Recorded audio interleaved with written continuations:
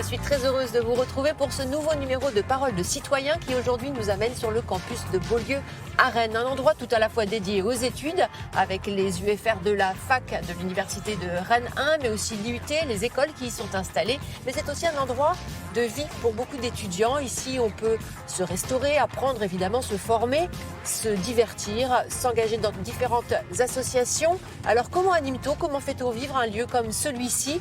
Comment y vit-on tout simplement? C'est ce que nous allons voir. Le campus de Beaulieu à Rennes, un univers dédié aux études et aux étudiants. 60 hectares de vastes espaces verts avec bâtiments, amphis, salles de cours et une trentaine de laboratoires de recherche. Il accueille les filières scientifiques de l'université rennaise, maths, physique, sciences de la vie et de l'environnement, informatique, électronique, mais aussi la philo, et puis l'IUT et des écoles d'ingénieurs, ESIR, école de chimie, INSA. Beaulieu, c'est un campus à l'américaine. Arboré, très aéré, comme le souhaitait à sa création au cœur des années 60, son concepteur, le célèbre architecte et urbaniste Louis Arech. Situé à l'est de la ville, c'est un quartier en soi, accueillant environ 12 000 étudiants entre la fac et les écoles. Outre les enseignements, certains y vivent entre bibliothèques, restos, U, terrains et salles de sport, sans oublier le Diapason, la salle de spectacle de la fac. La seconde ligne du métro rennais s'y arrêtera très bientôt. Changement de taille qui rapprochera les étudiants du centre-ville.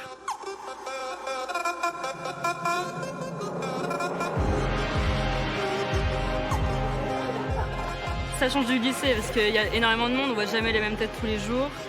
Après, il y a beaucoup d'élèves aussi qui viennent d'autres pays même, donc on rencontre énormément de gens. Quand on commence à aborder les lieux de vie en faisant notre petit ménage sur qu'est-ce qui nous intéresse, etc., on découvre des lieux qui sont accueillants pour la plupart et c'est chouette.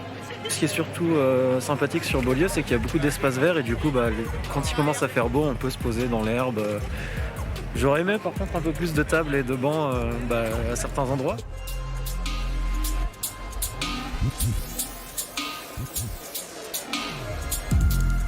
Maintenant, nous avons rendez-vous dans des laboratoires de physique car la recherche, c'est aussi un des lieux d'être de Beaulieu.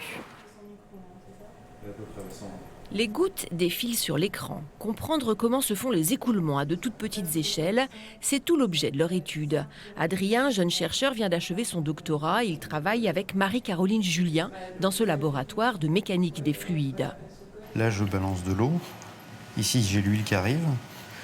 Et du coup, en gros, l'huile, elle arrive comme ça. Si on pousse une goutte avec une certaine vitesse, elle n'a pas du tout la vitesse du fluide qui la pousse. Et c'est pas intuitif, mais nous on essaie de comprendre pourquoi. Par exemple, si vous prenez une mousse au-dessus d'un verre de bière, si vous vous promenez avec votre verre de bière, la bière va beaucoup moins s'écouler vers l'extérieur que si vous n'aviez pas de mousse. Parce que le mousse finalement va faire un petit peu amortisseur des mouvements de votre verre. L'objectif est de miniaturiser les étapes d'analyse d'un laboratoire traditionnel afin de rendre celui-ci facilement transportable et avec des résultats plus rapides. Un enjeu de santé notamment, les tests antigéniques en sont un récent exemple. Non loin de là, toujours au sein de l'IPR, l'Institut de physique de Rennes, Éric Collet utilise le laser. Il cherche à comprendre comment la lumière, en jouant sur l'organisation des électrons et des atomes, peut modifier de façon ultra rapide la propriété des matériaux. Ici, nous utilisons un appareil de diffraction des rayons X. Nous envoyons des rayons X sur un cristal. Ces rayons X sont diffusés par les atomes et les molécules qui constituent le cristal. Et en analysant ce signal de diffraction, on va remonter à la structure moléculaire de la matière. Et donc ici, on s'intéresse à voir comment la structure moléculaire est modifiée par la lumière. Rendre un matériau, isolant ou conducteur, magnétique ou non, changer sa couleur, c'est tout l'intérêt de ces recherches qui, là encore, peuvent avoir des applications médicales. Il y a des collègues qui travaillent sur des traitements anticancéreux basés sur l'activation de molécules ou de particules par la lumière, qui vont permettre de cibler, en activant avec la lumière à l'endroit de la tumeur, par exemple, le traitement anticancéreux, au lieu de diffuser dans tout l'organisme. Une expertise internationale qui tout récemment a valu aux chercheurs rennais de recevoir pour ses travaux la médaille d'argent du CNRS. Et maintenant, nous allons rejoindre Félix, étudiant à l'université, qui est engagé auprès de plusieurs associations sur le campus, et notamment la Rustine, atelier de réparation de vélos.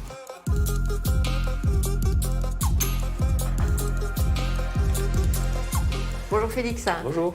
Alors c'est quoi le rôle en fait pour vous des associations sur le campus de Beaulieu ? Le but, c'est de mettre un peu de vie sur le campus, parce que c'est vrai que sinon, ça peut être juste un endroit de travail. Et comme ça peut amener un peu de vie, faire des activités différentes des cours, quoi. Qu'est-ce qui vous a donné envie de vous engager dans ces associations? Justement, le fait de rencontrer des gens un peu différents de la filière d'études, quoi.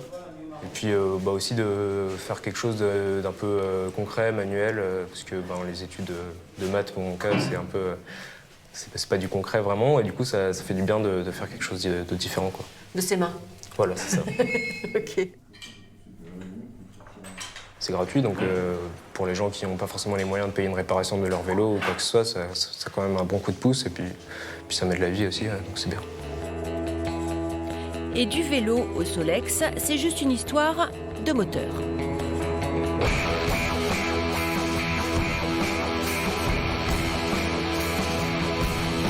Petit coup d'œil dans le rétro. Depuis plus de 50 ans, les élèves de l'INSA, l'école d'ingénieurs, organisent le festival Rock & Solex, des courses de machines pétaradantes avec des concerts le soir. Événement toujours incontournable sur le campus. Prochaine édition du 4 au 8 mai 2022. Fin de journée au Diapason, la salle de spectacle du campus, avec un concert dans le cadre du festival Jazz à l'Ouest, avec notamment Sylvain Leray Trio. On y va?